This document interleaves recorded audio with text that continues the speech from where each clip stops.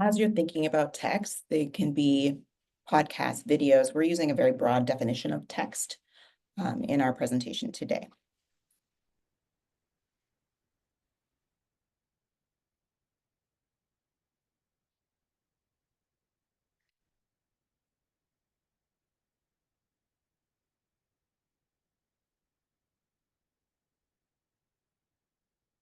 Okay, so we have marking the text, partner reading, previewing vocabulary, modeling of comprehension strategies, fantastic, building background through KWLs and quick writes, partner shares, images, wall charts,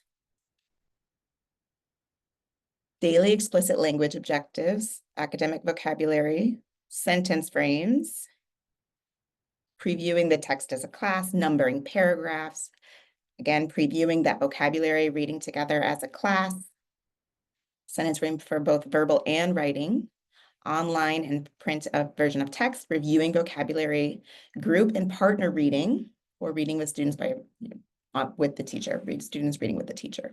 So those are all excellent examples of scaffolds and ways to help students access the text. So that you guys are already doing so many of the things. If you have questions during this presentation, go ahead, and if you have questions about the presentation, drop them in the chat. But if you have questions about anything else related to ELD or other things, you can go ahead and drop them in that document that Gloria just linked in the chat. Because we do want to respond to your questions, but in the interest of time, we're gonna keep it moving, but we will make sure that we respond to those questions. Okay, so today we are focusing on our strategic goal area of progress on standards and really focusing on consistently using high leverage teaching strategies in all content and courses across all grade levels. So looking back at where we have been, right, we're looking at first increasing student talk in the classroom, and we really focused on chunking our teacher talk to allow time for student interaction and using QSSA, which is kind of like a think, pair, share for those of you who weren't here, to have students talk and process the material. We talked about building academic vocabulary, which many of you mentioned that you preview the vocabulary in text. And today we're talking about reading strategies and ways to help students access text. And many of you are already doing so many wonderful strategies, so this can be like a collaborative learning session. So our question today is, how do we help our multilingual learners, including our newcomers and striving readers, access grade level text? So when we think about scaffolds, they generally fall into 5 categories. Many of you mentioned linguistic scaffolds like sentence frames, sentence starters, interactive scaffolds were the partner reading and group sharing, right? And then somebody also mentioned building, I think it's Ariel mentioned building background knowledge, right? Using those KWL charts and things of that nature. So those are the areas that we really are going to focus on today. That does not mean that the other scaffolding areas are not important. Of course they are, but we are going to focus mostly on linguistic, interactive, and background scaffolds. Specifically, we're going to talk about setting a purpose for text, for reading rather, how to adapt text, and we're going to look at simplifying text versus engineering text, connecting to prior knowledge and building background knowledge, and partner reading. So thank you, is it Oceana? Is that how I say it? Sorry. Yeah, you're right. Oh, great. Nice to meet you. So we're going to be looking at those specific ways to help students access text. Because you are all really familiar with setting purposes for reading and connecting to prior knowledge and building background knowledge, we're going to spend less time on that. We want to mention them because they are an integral part of getting students to understand and comprehend text, but we're really going to focus on engineering text and strategies for partner reading and ways that we can do that in our classroom. And as we do that, we are going to be really guided by the questions, why do I want my students to read this? And how will I make sure my students are ready to read this? So whenever we're thinking about putting a text before our students, we want to ask, why do I want my students to read this, right? Because depending on your objective, students may not need to read the entire text, right? You can purposefully select the portions of the text for students to read that really will help them achieve the objective that you are setting for them. So if your purpose is really that you want them to look at character development and how characters' interactions advance the plot in a novel, right? Not all of your students need to read the entire novel to reach that objective, right? You can select for your multilingual students, your striving readers, you can purposefully select the scenes where the characters are interacting and advancing the plot, and then engineer those sections to help make the text more accessible, right? So you're going to really focus on what is your objective, what are the central concepts in your unit that you really want to focus your students on, and then for each of those selections, set a purpose for your students, right? Because we always know our purpose, but we always want to make sure that we're communicating that purpose to our students, because for our multilingual learners, knowing why they're reading something or knowing what they're looking for in a video or listening for in a podcast really helps them focus. If they don't have a focus for their reading or listening or viewing, it makes it very difficult to know what they're supposed to be listening for, right? It's a lot of input for them linguistically. So having a focus question really can focus their attention. You can also provide a graphic organizer, note catcher to help, record keep track of their information as they're listening. And then really importantly, they can read or view it multiple times with a different purpose each time. So maybe the first time they're just reading to find out three main points the author says. Okay, and you can get really specific with these, right? The more specific you are, the more it's going to support your students, right? So the first time you listen to or read Malala Yousafzai's United Nations address, I want you to find 3 rights that she believes all people should have. The second time you read with your partner, you're finding 3 challenges that she and other young people have had to face. And the third time, I want you to find 3 requests that she makes in her speech. Right? So that might be the first day you work with this text. And then maybe if you want them to focus on language, you can pull out some of that language for them. So if your whole class is analyzing the tone of the text and you want them to really look at the tone, for some of your students might need a little more scaffolding, break it down, and you can pull out some of the sentences that really illustrate that and have them look at examples of the language used to suggest a positive or negative tone. Right, so really breaking it down into smaller chunks for your students, right? If you want them to look at claims and counterclaims, what is one claim she makes? What are 3 pieces of evidence? So if this is your ultimate goal, right, you really want them to analyze the claims and counterclaims in the speech that she gave, that's not your starting point, that's your ending point, right? So you're thinking of ways that you can break the task down into really small chunks. I was speaking to a student, a high school student he's been here for 2 years. He was graduated from our newcomer program. And he said, if you could please just tell the teachers to go step by step, right? Instead of all at once and giving us the whole thing, just tell them to go step by step. I will get it. Just please tell them to go step by step. So this is one way that you can take your students through a task and break it down a little more for them. So once you have your purpose, right, we can think about how you want to adapt the text for students.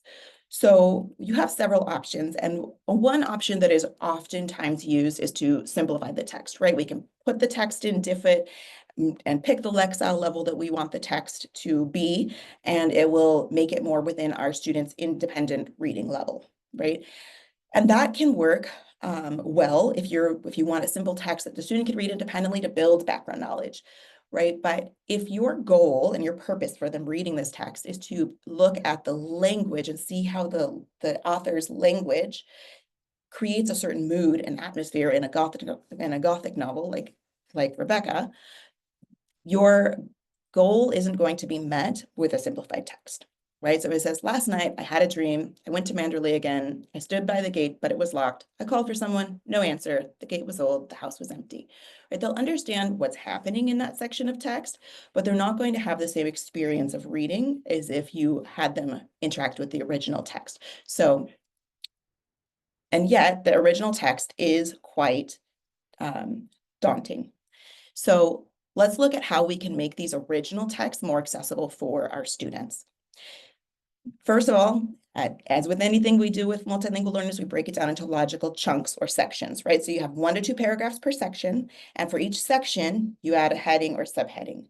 You can also add focus questions under the heading, right? So they have the question right there on the page so that they know what they're reading for, and images with captions that are really explaining the key ideas, right? So not just images that look neat, but something that really helps them thinking about what are the main ideas in this text that I want them to get, what is my purpose, and then putting an image with the caption that helps them understand and gain a foothold in that text.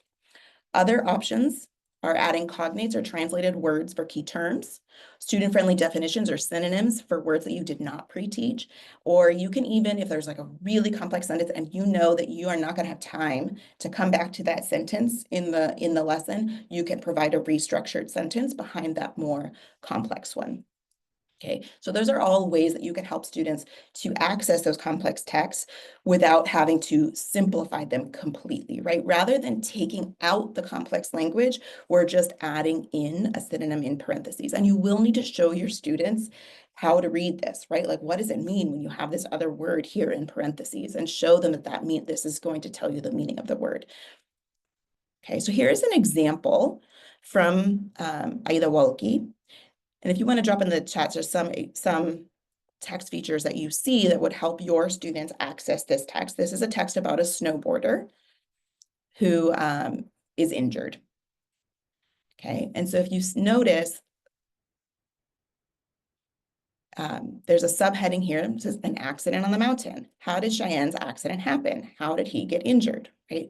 And if you look at the captions, they really do illustrate the main points of the text, right? So those photos are purposefully selected and included to illustrate the main points. And the captions really help students understand chairlifts carry snowboarders to the top of the mountain trails. A snowboarder's dream is to soar through the air, flying high above the snow, right? So they can really sort of picture what is happening in this article. Another example shows how you can put the definitions in the parentheses, right? You can also use diagrams, label the images. So you can see they have integral means important, right? So you're not taking out the vocabulary, you're just adding a second word that they will be more familiar with. And you can even, as you progress and students become more familiar with engineered text, you can even teach students to annotate and do this on their own, and annotate in the margins, like this word means, you know, and have them look up the synonym or ask you the synonym, and they can start annotating and doing that work independently too, because we want to encourage them to become independent readers. So let's look at a fiction example. This is a selection from Rebecca. This is the paragraph that we were looking at before. And you can see this is another way that you can do it. Fiction lends itself is oftentimes engineered because you want the students to really see and experience the language, right? So you can see that this engineering example has the images. You can put the images in the margin.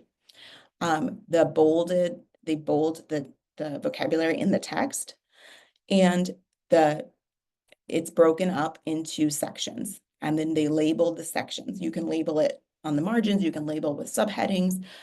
Fiction doesn't often have subheadings, so this teacher opted for the margins. And then importantly, one of the features of this text, right, is that it is chronological. So they're underlining for the students all of these transition words that will help them keep track of when things are happening in the text. So that's another option of ways that you can help students gain a foothold. And then we talked last time about using prefixes for vocabulary to help students figure out the meaning of words, the morphology. So you can see that this teacher has highlighted because it's uninhabited and unkept. So thinking about the purpose for reading this text, they went through and scaffolded so that students could access the original version. Okay, so how might engineered text benefit your students in your class? Just kind of stop and think for 1 minute. And if you want to drop an answer in the chat, you can. Or what kind of text might you engineer in your subject area? And you can also unmute and share.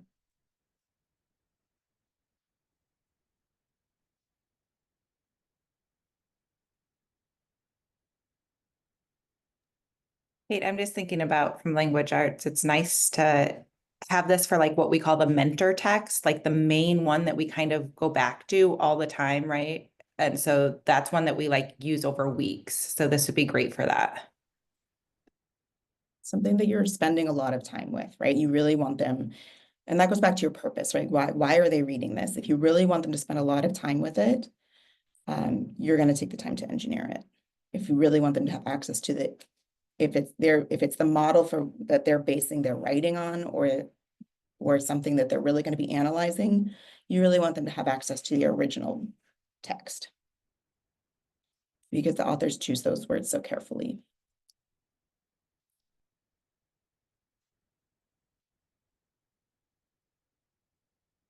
Right, Gloria is mentioning that's a great example of spiraling, revisiting the concept, right? We always want to be highlighting those prefixes, the sequencing, the vocab, because as you see, as students start to see those transition words in each of their texts, they're going to start picking up on them, right? We want to teach them about text structure and how text works. Ariel says she engineers all texts that are grade level. Thank you. Okay, so that doesn't mean that we're never simplifying, right? It's just that we are thinking about our purpose and which way we want to go and making those instructional decisions for our students, right? Engineered text can increase access to grade level text, like Ariel was saying, allow students to work with their partners, peer sharing the same experience of a text, right? If it's a mentor text, you really want them to experience that as a class. It does help with expanding vocabulary, right? Because if you're constantly taking out all of the complexity, they're not exposed to and they don't see those words. And so that we can't expect them to progress in their reading if they're not even exposed to more complex vocabulary, academic vocabulary, and sentence structures. And really for literature, allowing for the analysis of author's language, right? Simplified text, though, can build background knowledge, enhance comprehension for students who are newer to English, allow them to access the same content as their peers without facing, overwhelming linguistic demands, and engage with the material more independently. And just because you give them a simplified text doesn't mean that they can't also have the grade level text, right? They should always have both. You don't ever want to be taking away access from students. But simplified text can really help when students are newer to English to get them kind of understanding the main points of a text, then be able to take that next step into more grade level text. Okay, so we're going to pause. What are your go-to strategies? We're shifting now to talking about connecting to prior knowledge, building background knowledge. What are your go-to strategies? What's your favorite thing to do to connect to prior knowledge or build background knowledge? I know Ariel said KWL charts. I heard think, pair, share, quick writes. Is there what's your favorite one? When you're starting your unit, you're starting your lesson.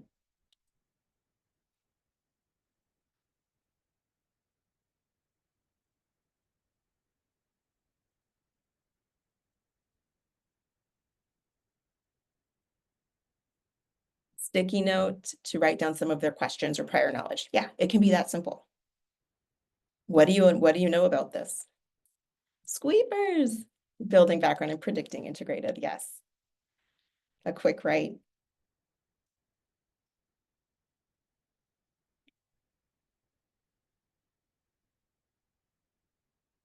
Core themes in the text and invite students to look for that theme in their own lived experience, sharing informally or verbally in starting circle or in more formal written output.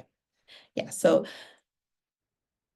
those are all excellent ideas. I'm going to add some of them. I'll add squeepers there, Ariel.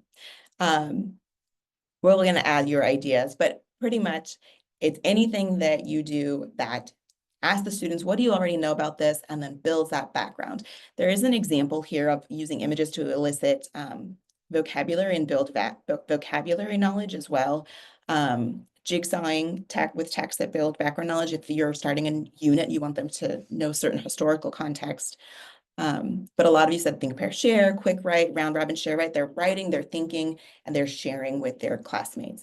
And then kind of what Pat was saying, this is a similar idea as an anticipatory guide for readings, right? Pulling out those core themes and putting them as statements. This is for a science text. The students are going to read about a disease outbreak in California. So like they're pulling out those core themes and putting them down as statements that students agree or disagree with, and then it carries through to their reading, right? It provides also links to that purpose for their reading. So that's another option, is to do a guide like that. Okay. So once you have set your purpose, you've engineered your text, you've connected to their prior knowledge, and you've built their background knowledge, and what are the students actually doing when they read the text? Right? So one option, and Shanna was already saying this, is that you can have students partner read. And this should be very structured, right? So you have partners A and B reading aloud to each other in like level 1 or lower voice.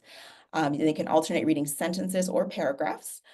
One or both partners then at the end of the paragraph summarize what they've read, right? Because we know that summarizing really increases, it's a very high leverage strategy to increase reading comprehension. And then as they're doing this, right, the teacher's circulating and monitoring their use of the strategies. Are how well are they summarizing? Are they hitting the main points of the text? Are there gaps? So when you're doing this, it's really important. We talked about grouping students, I think, in our first session, but just a reminder to pair students very strategically. You want to pair your really highly proficient readers with mid-proficient, right? If they're with with a striving reader or a really struggling reader, they're not going to be, it's not going to be a very productive pairing. So you want to pair sort of students that are close in level. And then your mid-proficient readers with your more striving readers, and then you're going to be reshuffling them frequently, right? Because you don't want your mid-proficient readers to always be with striving readers. You want to be mixing those up, okay? And then when you're asking your students to summarize, remember you've previewed and pre-taught, maybe use the vocabulary pre-teach routine from our last session, some of those key vocabulary words that you want students to use. So make sure that you're holding students accountable and having them use those vocabulary words when they're doing their oral summaries. And it's really important that these summaries are oral, not written. They're quick, right? Reading and writing float on a sea of talk. So we want to get the students talking. And if you're asking them to stop and write down a summary for multiple times during their writing, or during their reading, it's going to become kind of laborious. And you can also switch out summarizing for a different reading strategy, right? You can have them connect to the text. If you click on, when you get these slides, click on this partner reading bookmark, and there are multiple versions of it with different reading strategies. So you can switch out the reading strategies that partners can try. Okay. So what about newcomers? When you have a newcomer student who's really new to English, you're gonna group them with two other students. They're not going to be in a pair, they're going to be in a triad. And so when partner A reads the sentence, the newcomer is going to whisper read along.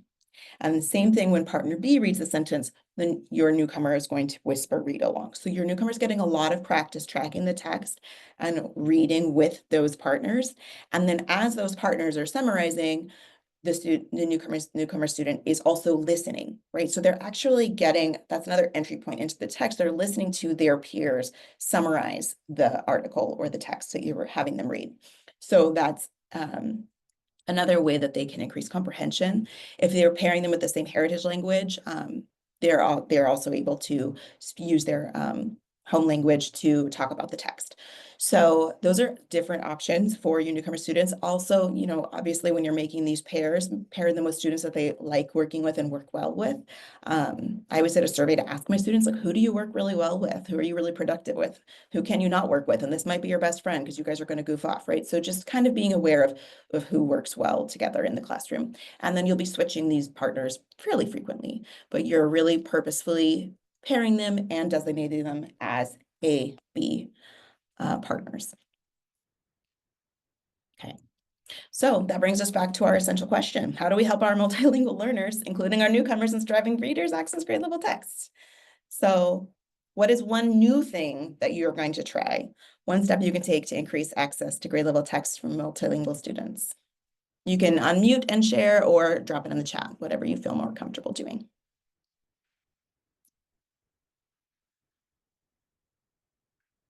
And if you have any questions about anything that we talked about today, you can also drop those in the chat.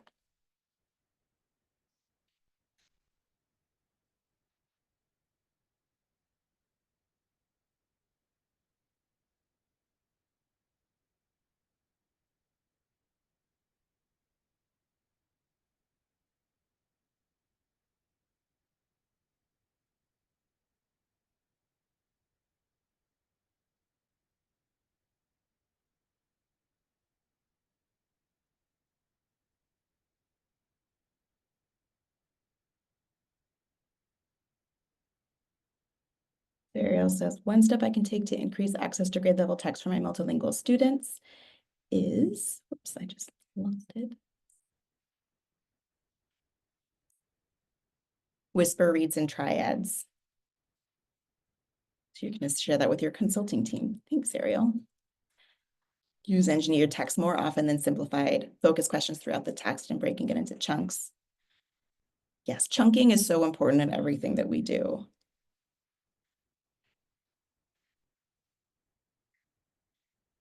Use their peers to support them with reading or tracking ideas, right? Yes, I will absolutely send the link to the slideshow. Gloria, would you drop the link to the slideshow in the chat for us? Thank you. And so just kind of putting it all together, we want our students speaking, like swirling, right? The Honigsfeld acronym, speaking, writing, interacting, reading, and listening in every lesson, right? So we're kind of putting all together the things that we've discussed in this whole series. You're going to start connecting to prior knowledge, building background knowledge, pre-teaching the essential vocabulary, which is kind of what we discussed last time. And then you're providing that engineered text so that the students can partner read. And then they're going to be using those key vocabulary words in their summaries. And then you can check for understanding with QSSA or another sort of interactive strategy or exit ticket, right? We always want to be holding students accountable for the things that we've asked them to do. Thank you, Gloria, for dropping the link in the chat. And our next steps, that we have our in-person co-planning sessions coming up. Language arts and social studies is first, followed by math and science.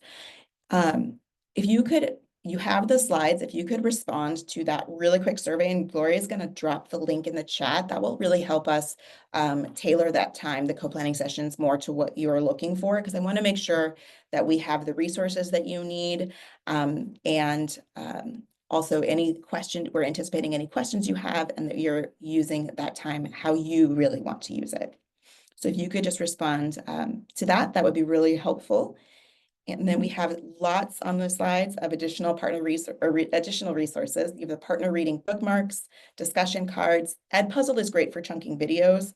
The Noun Project is an image library that's really great. Diffit is for simplifying text. So there's a lot on here. Guest teacher coverage for the 25th. I team teach with 2 teachers. Yes, Pat, please come with both of your team teachers. Thank you for asking. Okay, so you have lots of resources on the slide. If there's anything that you want to delve into more deeply in the co-planning session, please let us know via that survey. And you always have our contact information to reach out with any questions you may have, or you just hang out for the next couple of minutes and ask whatever questions you have. Thank you so much for attending this morning, and we look forward to seeing you all in the co-planning sessions.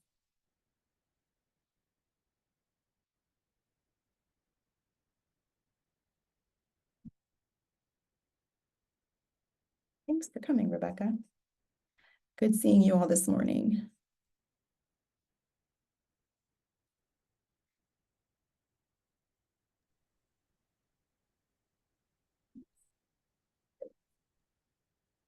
Ariel, Yeah. I have a copy. I'll get to you.